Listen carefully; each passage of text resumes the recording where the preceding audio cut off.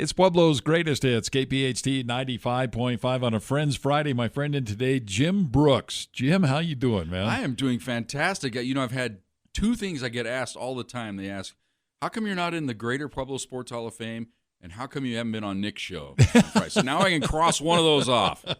I can't do anything about the Greater Pueblo Sports Hall of Fame, though. But whoever's listening maybe could. Well, right? maybe they could, but maybe they could. Yeah. But, hey, thinking back, you're a South High grad too, right? Right, correct. Class of 80. Class of 80. So you and my brother were close together there. You were what, 63? Yeah, I just look that way. Yeah. Not really, but I look that way and feel that way. But no, not 63. But Class of 80, South. What was your class motto? Do you remember? The class yell? Yeah, that's what I mean. Yeah. I think it was chicken and beer, we'll take it to go, South High class. Let's see. We're the class with pep and go, South High class of Big 8-0.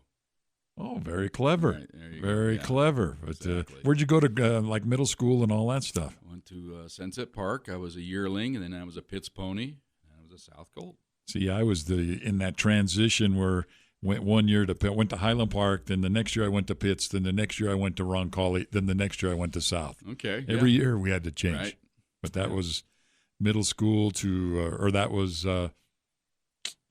junior high to middle school. Junior high, yes. Yeah. Remember the old junior high football games at Dutch Clark Stadium? Absolutely. Used to love those. Absolutely. Good games out of there. Yeah, it was. It was awesome.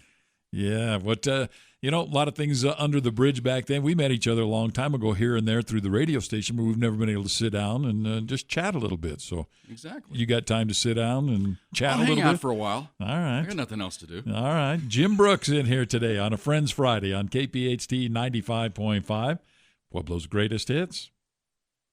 It's Pueblo's greatest hits, KPHT 95.5. Friends Friday, my friend in today, Jim Brooks. We're thinking back a little bit about some of the old days. Now, I know everybody that knows you knows that you're a golfer.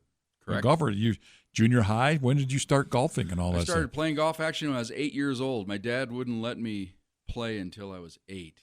I could go out and caddy so for your him. dad obviously golfed then? My dad taught me.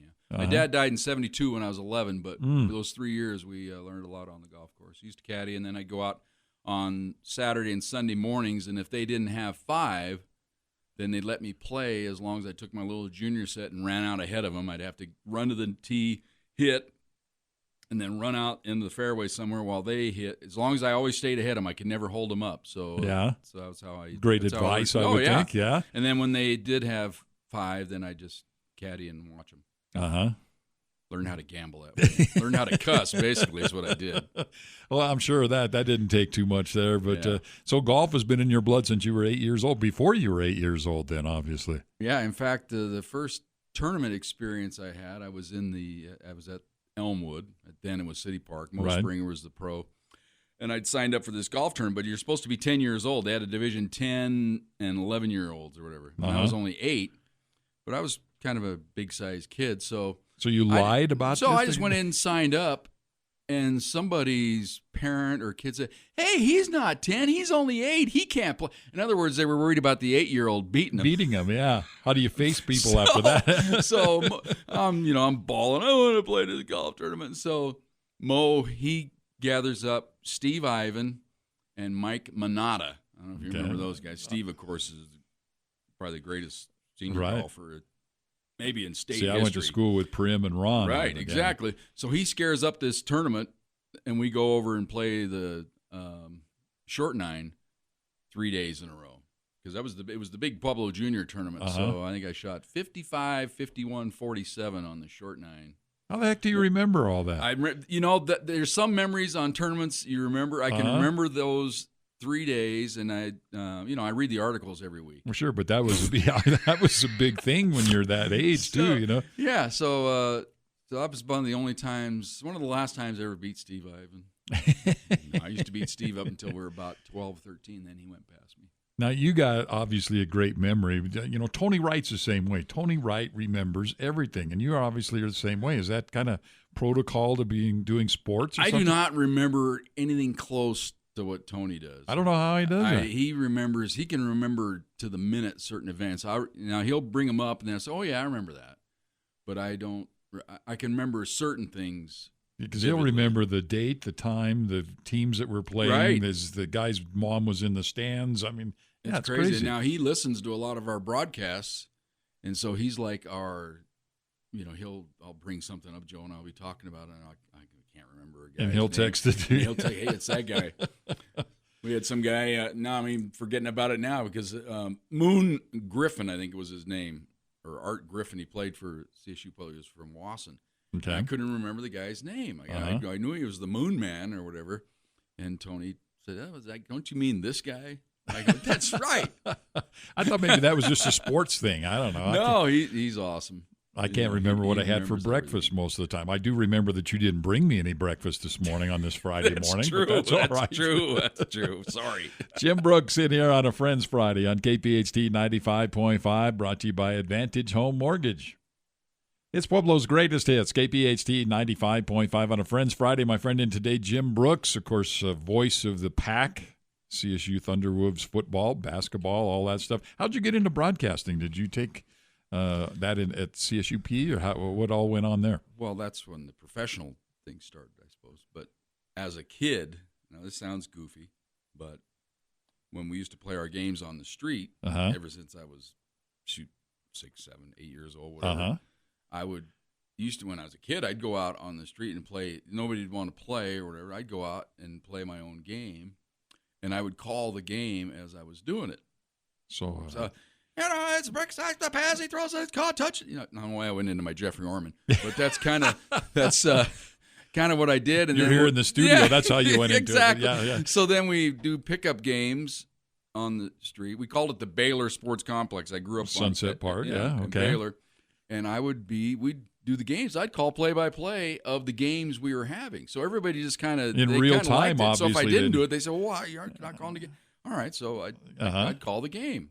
Who would have thought? As we were doing it. And I'd interject. Everybody was, especially our basketball games, everybody became a player. We'd play like the Lakers against the Knicks or the Sixers. Right. One of my friends was Jeff Redfern. He became Mix. Remember Mix from Philadelphia? And I had that PA guy from Philadelphia. Yeah. Mix!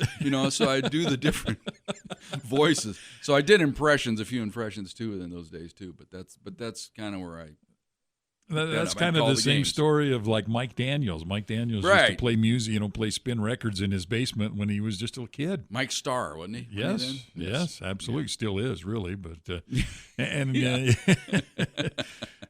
used to play basketball and stuff with Wallace Cotton. He was the same way. Right. Nonstop. Right. Nonstop. Always talking. Always. So it's in your blood then. Yes. It was right from an early age, just like golf. Yeah, exactly. They kind of go hand in hand. Well, there you go. But later on, you went to csu-p or yes, USC? I'm sorry. Where would we go? No, you're that? fine. Yeah. Yeah, I went to then USC. Mm-hmm. Was in the mass comm department. Don Wayne was my Who all was in those classes back then? Oh, jeez. Now you're see, I'm testing your memory.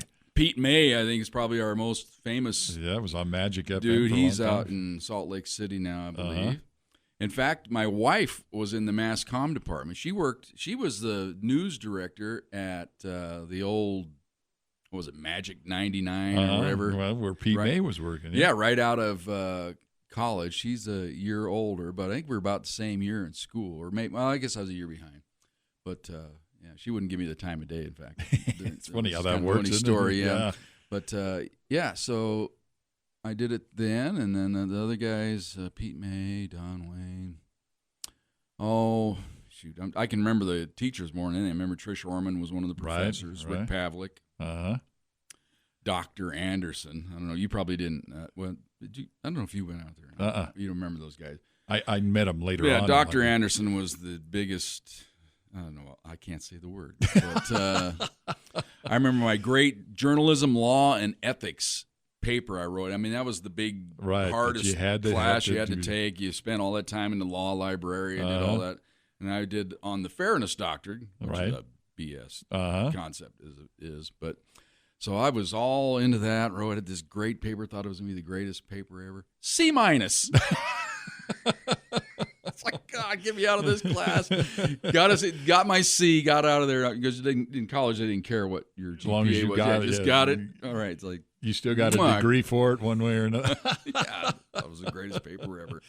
So do you still have that stashed somewhere? No, I don't. I think I burned it. I think I had a ceremonial burning of that paper. I kind of wondered about that. Yeah, actually. dang it, man. Jim Brooks in here on a Friends Friday on KPHT 95.5. Pueblo's Greatest Hits, brought to you by Advantage Home Mortgage.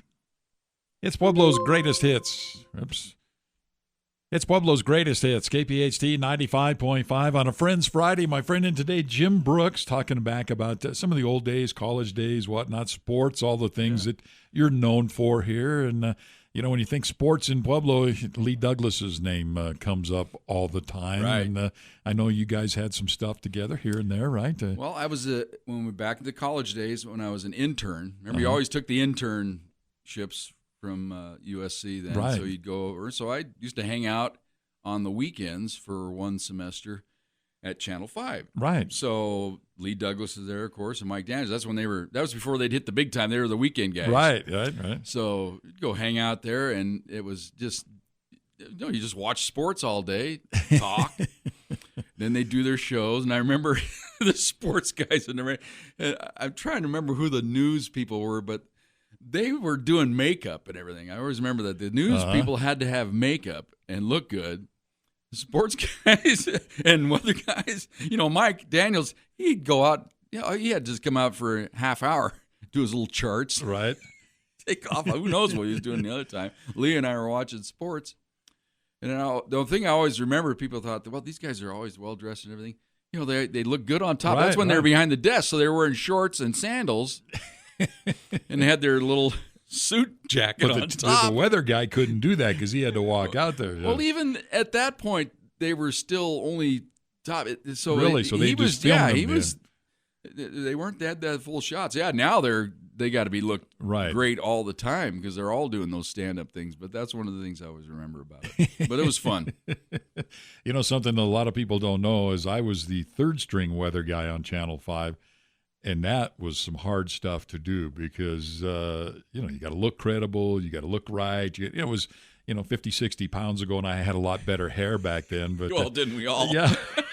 It was a lot of stress. Yeah, the old green screen, right? Yeah. I never did any green screen work. I never did any television work as far as reading. Well, I got up there and you do the thing. Hey, it was a nice day in Pueblo today, Colorado Springs, blah, blah, blah. Yeah. Let's check the forecast. And then the camera panned off you and went to the screen, and then you walked out to the green screen. Well, I got out there and realized I didn't have the clicker. So I had to walk back. Well, they kept the camera up on the screen, and I reach down, I get the clicker, turn around, start to walk out, and I step on the mic cord, and it yanks the lapel mic off of me. I had to pick it up off the floor, and I just kept talking. And I put it back on. This is radio stuff, but it's on TV. Luckily, the guy upstairs kept the camera off me. I do the thing. I come back. I sit down, and whoever the anchor was that day when we went to commercial was like, I don't know how the hell you did that. Yeah, just improvisation. But you could hear the mic go. Exactly. What happened? Did you have a crash in the studio? Yeah. They thought something exploded at Channel 5 up here on the hill at that time. But, radio, everything could be happening and it doesn't matter. But TV, it's right there. As you know, that you're doing TV now with the CSU Pueblo games, right? We're on Channel 7, SoCo CW. There you go. So we're doing our games. It's a simulcast. They use our broadcast. Right. They threatened to have this week's games or one of the games coming up. I haven't decided which one. They're going to have cigar cams, they call them, in the booth. Well, that's what I was wondering. So they weren't in the booth last time? No, they weren't in the booth this time. They're threatening to have them for the next couple games, or we got 3 games left, I guess, at home. I've done this cigar cam thing for Channel 19 before we were unceremoniously let go by the district. It kind of adds some pressure to you. Yeah, so you'd have to turn and look at the old camera and look good for a couple minutes. So radio, you just kind of hang out. Yeah, it doesn't matter if you have pants on. Yeah, exactly. Thank God, like Joe. I am this morning. Yeah, I got a funny story there. We'll get to that. We'll get to that one coming up here. It's Jim Brooks on a Friends Friday on KPHT 95.5, Pueblo's Greatest Hits. It's Pueblo's greatest hits, KPHT 95.5 on a Friends Friday. My friend in today, Jim Brooks, is we go back a ways together here, but I did wear pants for you today. I knew you were coming in, and that's what we were talking about a little bit ago. In radio, you don't have to wear pants or anything if you didn't want to. Yeah, I wasn't going to peek over the counter and see, and I appreciate I'm just that. Trusting the fact that you're fully clothed. I got 501s on, as a matter of fact. Yeah, the radio stuff. Just come in however you want. Pretty now, much. Television, you should look good as well, unless they take a shot of the booth. Now, one time, I'm doing, we did the television with Channel 19 I did that for 24 years. So one year we decided to do some baseball. So we're doing the Annuccio tournament. Right. Big tournament, too. So I'm up there with, I'm calling the play-by-play. I think it might have been Wallace Cotton with us. Okay. Doing color. And Joe Cervi was there doing the game. Your partner as well. for the CSU Pueblo game. Yeah. So all of a sudden we're doing the game, and it's it's 100-degree day at Runyon Field, and we're up there in that tin can thing, and it's hot. So we're doing the game, and all of a sudden here comes the center field camera shooting in. Joe is stripped down. He's in his what we like to call the wife beater now, the white tank top, muscle shirt t-shirt. Kind of thing. So that's he's wearing. It's like, what the hell? Why did they go to that shot? But they knew it was so hilarious and looked so good to see Joe that way. I can even picture that. Yeah, I can even So picture we talk about that forever. They used to have a camera in here. For a while, the big thing was to have a camera in the studios. I think Rush Limbaugh kind of positioned that, so it was to have a camera in the studios. Well, we didn't want a camera in the studio, so I'd always put my hat and cover the camera up. And it's the antics that went on in this room. We didn't want any proof of that stuff. You're not Benny Bash, in other words. Benny loves the camera. Oh, I know he does. Yeah, he does all that stuff. I know he does. And that's a good thing for him. Yeah, exactly. It's good for him. Yeah, absolutely. But well, he's networking. He's getting himself out there. Absolutely. He's looking for dates. Yeah. We'll just leave that one alone. Jim Brooks in here on a Friends Friday on KPHT 95.5, Pueblo's Greatest Hits. Friends Friday brought to you by Advantage Home Mortgage. It's Pueblo's Greatest Hits, KPHT 95.5. Friends Friday, my friend in today, Jim Brooks, voice of the pack at CSU Pueblo, and many other things. And you guys were doing a bunch of games on TV. What kind of went with all that, like you were talking just a little bit ago? Let's see. We go back to 1997. In fact, I worked with Wallace Cotton a couple years, and with 1 year. Then I did Rick Upchurch a couple years. Right, They married Joe Cervi and me. Joe always calls me his work wife. So I think Joe and I were together for 21 years. 24 years in all. But then... and this was high school football? High school football. We did basically a high school game of the week. There's 1 year we did 18 games. Wow. But that was just way too many. Sure. In fact, Scott Richards called. I was done doing radio in 90. Let's see. I did the USC Indians from 86 to 91. One of those years they moved over to Paul Richards station, whatever. That's always that might even be this now. All the we changed, mixed everything, moved everything around. Yeah. So then he told me, you're done. I got to bring in a full time guy. You can do some games here once in a while. It's like, okay. So. Then 94, it was done completely. There was just They said we don't need you anymore. It's crazy how things change. So I was just dormant. Thought my media stuff was over. In 96, Scott Richards, hey, we're doing TV because Lee did it the first year. Lee and Jay Ritchie, and maybe Dan Rose did it one color for one game or whatever. So they called me and did it. So I did it all through that. Then the year before COVID, I think was our last year. We were down to only doing about 8 games a year, maybe the big games plus maybe a playoff game here and there. Right. And there's some wild stories there, those playoff games in different venues. But District 60 and PCC basically got in a tug of war over funding. Who was going to charge what? Who was going to do this and that? So District 60 decided they could do it better. Okay. So they went full bore in. They probably got a grant. They sunk all the money into cameras and and they were just going to have students call do the games. They realized that didn't work. Student, you got to have students. You got to have a clue what you're doing. Right. At least one person does. And so then they had a couple other people come in, and it was okay, but it was a little sticking point with some of us that have done it forever. Yeah. In fact, the main guy at the district, not Donnie Rubel, I love him, but his superior said, "Oh, we're great. This is better than ever. We're doing it so good." And you tune into the game, and there'd be a blank screen or no audio, or it's like, okay, whatever. You guys are doing it fantastic. Yeah. So, in fact, Donnie this year at the end of the fiasco with the Canning game where they had the big fight, and right, he kind of just made light of it. He goes, "I'm still looking for a play-by-play guy. If anybody knows anybody, give me a call." So I, of course, being who I am, I recorded that and said, I know a guy. Yeah, I just happen to I know a guy. He man. did 24 of these things, but the phone isn't going to ring because the other guy and I don't get along. I couldn't do it. And I couldn't do it. Even if they had asked me while Scott Richards was alive, I wouldn't do that to him. That was kind of the thing. Right. And Scott Richards, man, what an institution there, What a good guy. He was a great guy. So that was basically my TV stuff. But yeah, I did 24 years. Had some great state championship games along the way. We did a Canyon City, Woodland Park playoff game from the booth. Then there's the games you do outside, because you go to these small stadiums. I did a Florence game from scaffolding. You sit on the stands in some of them. Yeah, behind the stands on scaffolding. So we did that game. It was a great game, Florence, and shoot, I can't remember. You just hope the weather cooperates on those. Right. Yeah. So did that. Then the crew had to pick up to go back and do the Parade of Pueblo or Parade of Lights in Pueblo. Did a game from in the snow in Delta, Colorado, of all places. Gosh. Delta and Florence.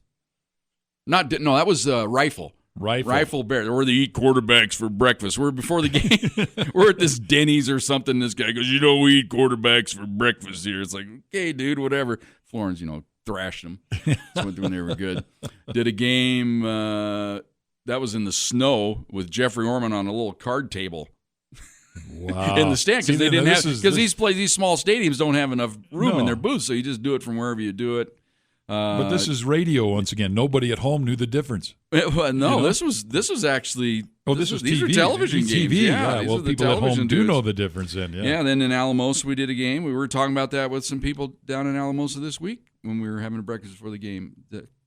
We did the Alamosa Pueblo County State Championship game there. Wow. From the stands. We had a little easel behind us with backdrop. You just do the game. You just do it wherever you got a headset and just go for it. Yeah, not all these games are like NFL productions. No, but we had a truck and it was first class, had 4 cameras, had replay and everything. Yeah. So we were really proud of our product that we did there. Scott Richards put together some good stuff there. Yeah, and trained a lot of guys. That have gone on to do some great things. But that's all by the boards now. They do their own thing. It's all in house. Yeah. And as they say, you get what you pay for. Times change, as they say, too. But Jim Brooks in here on a Friends Friday on KPHT 95.5, Pueblo's Greatest Hits. Pueblo's Greatest Hits, KPHT 95.5 on a Friends Friday. My friend in today, Jim Brooks, and sports guy. You were made to be a sports guy, I guess you could say, right? Pretty much, yeah. So started off young. And it's my passion. Who was your, your all-time favorite sports guy? And when I say sports guy, I mean sports broadcaster, I should say. Oh, you got Vince Scully, you got all these guys. Through the years, I tend to like a lot of the play-by-play guys that some people don't really like for some reason, but. You go way back. Some of the memories you remember. I always remember Lindsey Nelson. Lindsey Nelson, and Notre Dame football on Sunday morning. Remember we had the Notre Dame football for an hour before. That was the pregame show. You watched Notre Dame kick somebody's butt.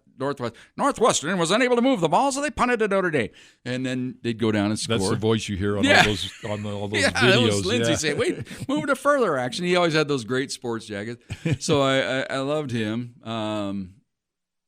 What about Cosell? Did you like Cosell? Did you hate Cosell? Howard, I thought, was awesome for what he did. Yeah, he was a character. That's exactly what he was. He was, and I loved the interaction with him and Dandy Don and those guys. Those early days of Monday Night Football, that was fun. And then Gifford was just trying to maintain, decorum in there. But, right. I like that. Right now, I like Jim Nance. I like the way he does it. Joe Buck, sometimes a little. What about Chris Collinsworth? I'm not a big Chris Collinsworth fan. It's the grainy, the voice, that grainy. It's like, clear your throat, dude. Yeah, That's what I'm always wanting to say. Can you clear your throat? Clear your throat, Chris. I've never heard of anybody that says they really like Chris Collinsworth. He knows his stuff. I enjoy Dan Patrick's probably the guy when we talk about guys as far as hosting or anything. He maintains. Absolutely. I love it. Plus, he was on Happy Gilmore. Right. He does a little acting. Was on it the Happy side. Gilmore? Was he on, or the Water Boy? He was on he's buddies with the guy. Right. So it was Sandler. So yeah, I enjoy him. So Cosell was good. Cosell was entertaining. That's it. He knew how to. We were talking about Chris Collinsworth. Yeah, Chris Collinsworth. He's knowledgeable. It's just the delivery. I can't stand the gravel. It's like clear your throat, dude. It's like I said. I don't know too many people. I don't know anybody that say, "Oh yeah, I really like Chris Collinsworth." But anyway, that's water under the bridge, I guess. But if you can get past the personality thing, he kind of knows his stuff. But well, you would think so for playing the game as long as he did, things like that. You go back to my favorite. I love Marlowe with the Nuggets, although we don't get to see him anymore because of the Comcast deal. You have to be at the bar somewhere and happen to catch the game, then you can't hear him. I liked Al Albert in the day, not Marv Albert. Marv Albert's younger brother was Al Albert. Was the voice I didn't know that of the Nuggets. So I used to love listening to him on television in the games. In fact, one of the things I use from him is one of my signature call is swish. I loved saying swish because that conveys when a shot exactly what's going on is made. Yeah. And he used to say downtown, so I used to way downtown. Swish. I love that. I think that's one of my. You're favorite painting things the to call. picture. That's what radio is all about. People ask, do you like doing football or basketball? I go, you know what, football's all right, but there's all that lag time. Basketball, it's constantly go. Plus, I'm by myself. Yeah. No offense, Joe. So but I control the 5 hours, and then when you start talking to yourself on the air, that's what's fun. That's what people don't. You tell a joke to yourself. Oh, that was funny, Jim. That was funny. I did that really good. Yeah. Get delirious. Jim Brooks in here on a Friends Friday on KPHT 95.5, brought to you by Advantage Home Mortgage. Pueblo's greatest hits, KPHT 95.5 on a Friends Friday. My friend in today, Jim Brooks, of course, voice of the CSU Pueblo Thunderwolves, football, basketball, all that stuff, and many other things. High school we were talking about there. Best game you ever called? The craziest game ever was the Bell game in '99. Now, what made that stand 69 to 53. Wow, was the final. They didn't have any defense? No defense optional. Yeah, wow. It was a crazy game. Now, the backstory to that game is it had to be fun to watch. Yeah. Anyway, yeah. So I have to be on a plane flying out of DIA. DIA had just opened. This was 1999. Uh-huh. So midnight was my flight. I was flying to Atlanta and then down to Jacksonville to do the FCA National Golf Scramble. Okay, all right. Fellowship of Christian Athletes. Right. I know it sounds weird with me playing, but I did get in there. You know somebody. Yeah, right? I knew a few guys. So I have to get rid of that game. At like 10 o'clock at the latest, probably. Yeah. Well, the game keeps going. It's 69 to 53. I mean, there's a touchdown. Can we get this game moving on? We got to get this. I got to get out of here. I got to catch a plane. So obviously there weren't a lot of penalties either. And before that was before the Pueblo Police Department does a hell of a job now getting people out of the stadium. But then it was chaos. Right. So we parked my brother-in-law, Don Ware's truck out on the street, which he let me borrow. His nephew, Rick Ware, was going to be with me, where he was going to come up with me and then drive the truck home after dropping me off at the airport. Okay. Catching the red eye.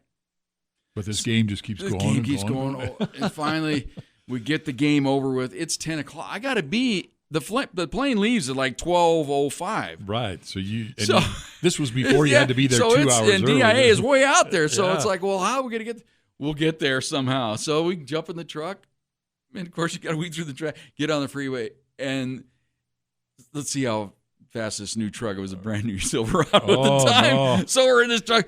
It's got like a governor or something on it at 100. It won't go past 100.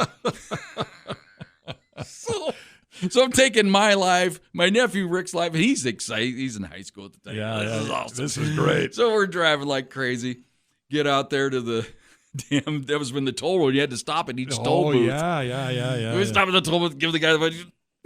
Reaching for make change. it out there. And I'd never been to DIA, so I get up there to I-70, take the wrong exit. Oh no! Get back on the toll road up there, roll in. It's like 5 minutes to midnight, and that's before there's any security. So they drop me off. I run into the building. I go, I gotta catch that plane. All right, train station's down. They're helping me basically. There's nobody at the airport at this point. Oh man. So my nephew Rick said they got on the radios right now. We got a runner. Did you have your clubs? Did you have to No, they clubs? had I set my clubs out ahead of time. Good. All I had was my little bag with that I took to the game. All my clothes and everything were already out in Jacksonville. They'd gone down the day before. So I'm sprinting. I get there. I get onto the plane. I walked, sit down, and everybody's like, "What's that?"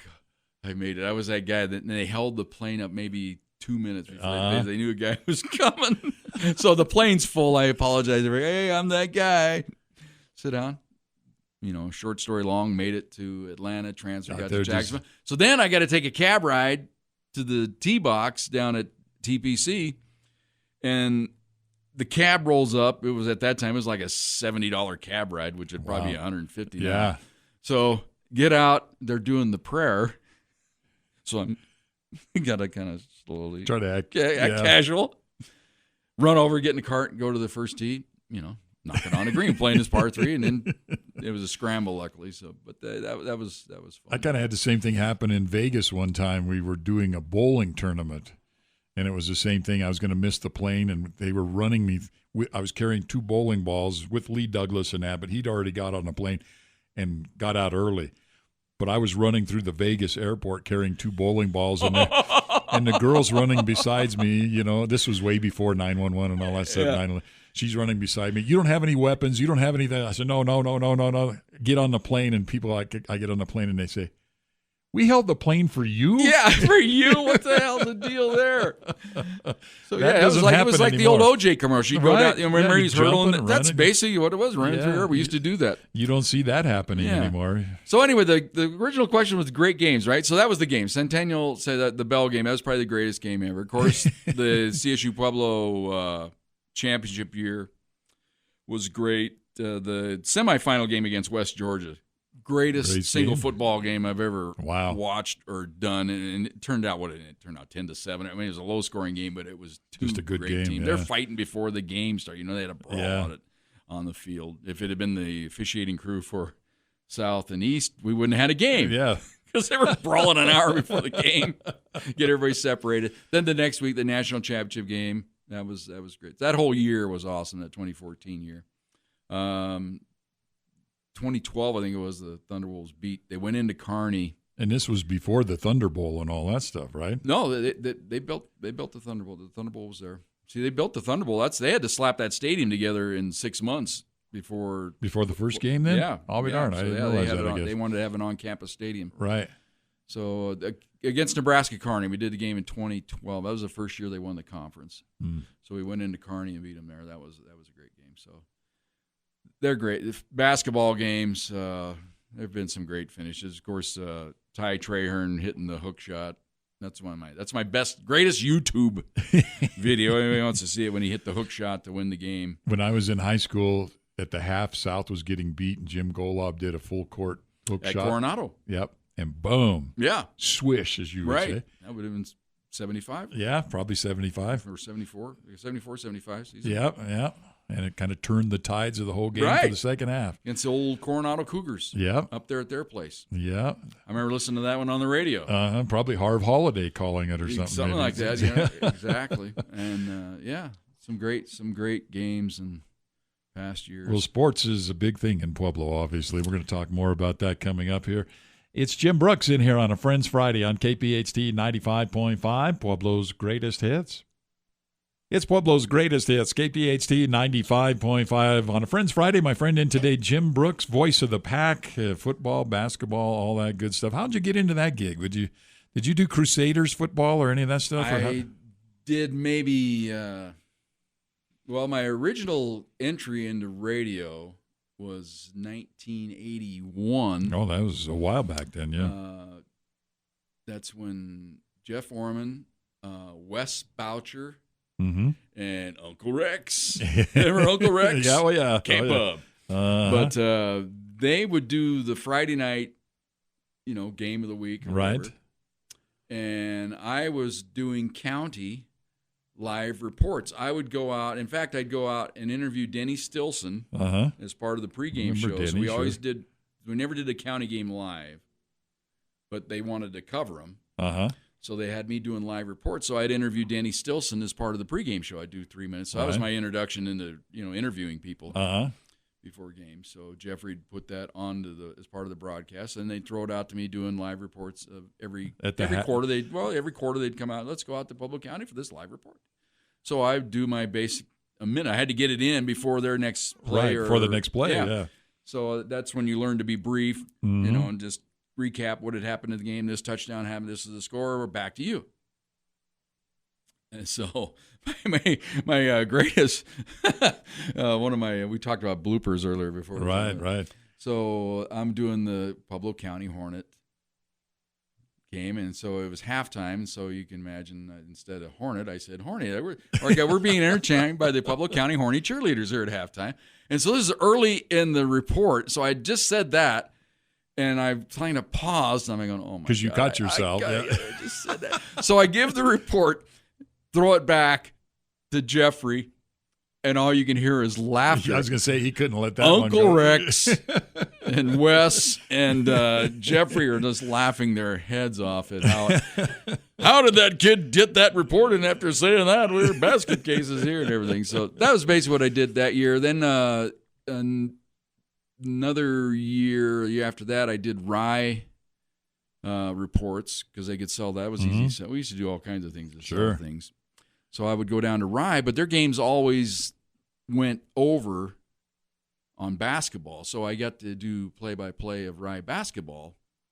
Basically, because I was down there to do reports, but their games always went over and started late. So it ended up being me doing about sometimes the whole game. Because their games would go so late, so they'd throw it over to me. So I'd do the right basketball. So you would just finish. This game would finish, and then you would take off with that. Or if it was still in prior, they'd come down to me for reports. So I was doing a lot of live report stuff. So I did that. And then eventually I got into the booth with Jeffrey and worked alongside him and Barkley Clark. Barkley. And then about 86, Jeffrey got in a little trouble. So yeah. So they basically put me on the USC gig. So I did it. And I came in right when Joe Folda, he got the job because Dragmeister he was going to be the coach. I remember that episode. Right. And then he just quit like 3 weeks before the season started. Said, I'm done. And Joe Folda so was they the brought Joe athletic Folda in. director. So Joe and I basically, we did those 5 years, 86 to 91 basically. Wow. So then they let me go there at the radio station because they had to, Paul Jones, we need a full-time guy, Jim. I just can't have you just freelance here and doing there. these And games. yeah, And I go, all right, whatever. All right. It's like, I understand. But we'll still have you do a high school game once in a while. So I did it. I did a couple state championship games for high school for South girls. And then got let go there. Which South had some fabulous girls basketball teams. team. They were dynamite. Man, were they awesome. Yeah. They were awesome indeed. It was crazy how good they were. Yeah. Jim Brooks in here on a Friends Friday on KPHT 95.5, Pueblo's greatest hits. It's Pueblo's greatest hits, KPHT 95.5 on a Friends Friday. My friend in today, Jim Brooks, voice of the pack, and you guys are getting after it tomorrow, right? We are indeed. New Mexico Highlands in town. Revenge game. Lost to Highlands last year down there. One of the, we've had, we talked about the best games we've done. Right. There have been some worst games in history, too. That might have been one of the worst. Can they be any worse than the Broncos were the other night? Oh, my God, that was terrible. That was the worst professional football game I've ever watched. Yeah. But, and you had a rooting interest in it. But yeah. That was terrible. But, yeah, last year we lost to Highlands down there at their place, and it was kind of maybe one of the low points of the new revamped program. Right, so they want to get revenge on Highlands this week. And things been looking good. Boy, some big numbers with the offense here the past couple of weeks. Yeah, they're turning around. They played their 4 toughest games to start the year. So they're 1-3. Everybody's asking, oh, man, they're in trouble. Is Riston on the hot seat? I go, I heard that one. I go, is Riston on the hot seat? Are you kidding me? Yeah, he's won how many games? Yeah, exactly. But I guess, success breeds, right. that kind of expectation, right. I guess. But, I think they're turning around. They made a change at quarterback.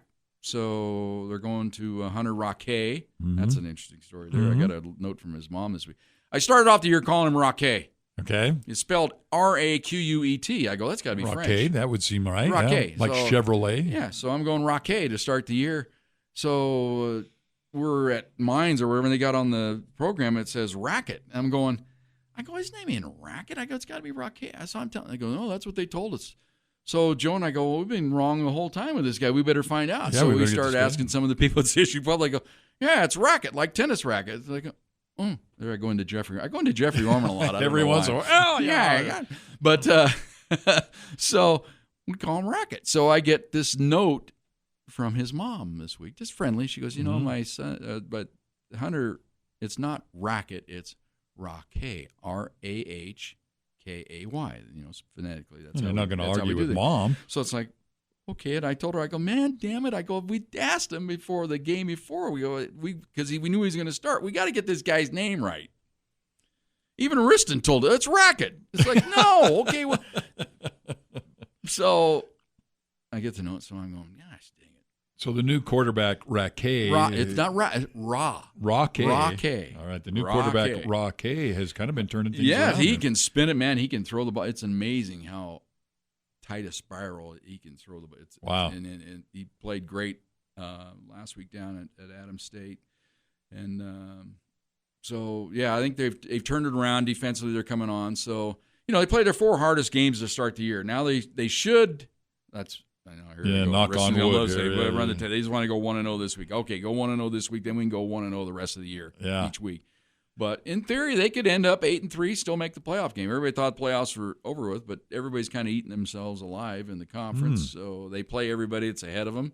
They aren't going to catch Mines, of course, but they can end up second in the conference and still snake a playoff game. So every game's a big game from here on out. It starts with Highlands on Saturday. We're looking forward to it. So you can start that game, or you can listen to that game on Fox Sports Pueblo 1350, our sister station, but you can also watch this game. You can watch the game at 2, but, I got them moved back. That's a funny story. I told them, we can't start the games at 2 for television because television needs a lead-in. So we had a big meeting. I said, okay, we got it back to 2:02. So we actually take the air on radio at 1:30, do our pregame show. We talk to Riston, so we do the keys of the game. So Joe and I kind of, freelance there for a half hour. So they will have the camera on you guys tomorrow or not?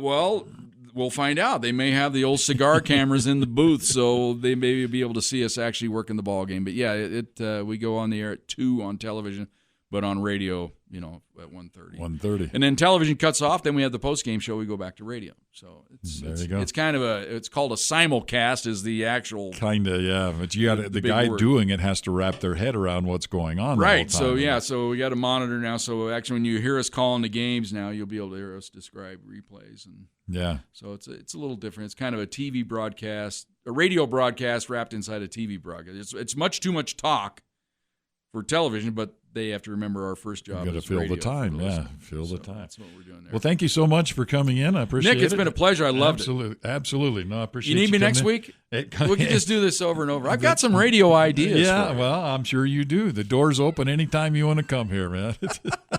Jim Brooks in here on a Friends Friday on KPHT 95.5, Pueblo's Greatest Hits.